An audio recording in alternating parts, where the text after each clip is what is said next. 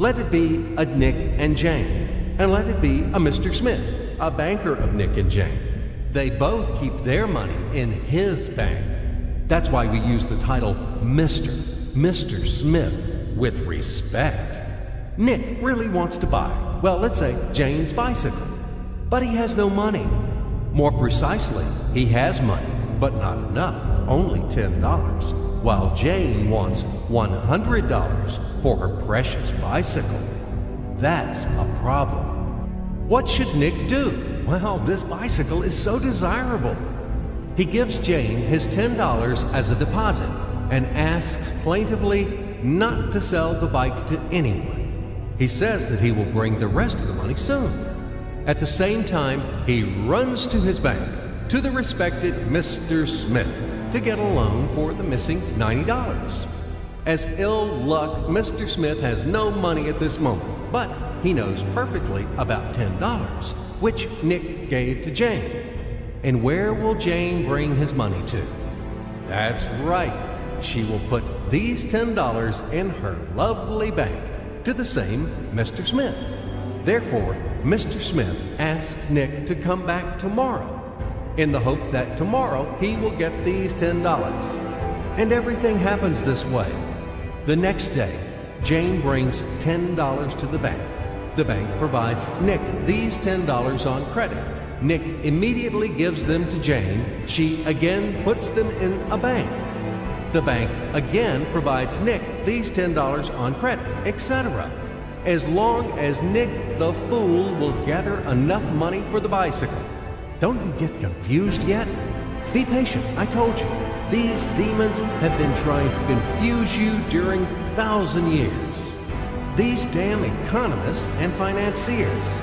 But anyway, we will figure everything out. So what do we have in the end? Nick finally got the bike from Jane. Wow! But at the same time, Nick owes $90 to the bank, Mr. Smith, and the bank, in its turn, owes $100 to Jane. In other words, those $10, which existed initially, have magically turned into $200, $190 of debts plus real $10.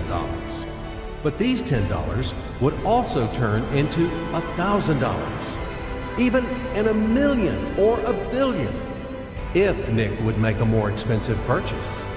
In this case, our $10 would make the increasing number of its cycles, circuits from hands to hands. That's it. So, what happens in today's world? SOS! It appears that banks also make money out of thin air and multiply them.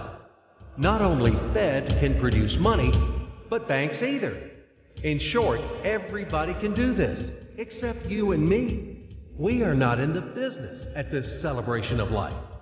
I would like to print or draw some money as well. In fact, these banks multiply money without any control. And we're still wondering why the banker lives better. What naive fools are we? Now it is clear why. The one who produces the money, of course, lives better. But this is not enough. From this moment, poor Nick will never be able to repay his debts owed to the bank, no matter how hard he would work.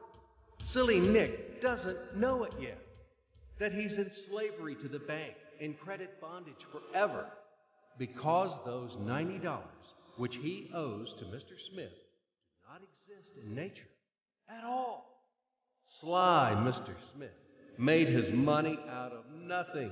He created them out of thin air, just one click. And $10 turned into $200. Yes, but you can object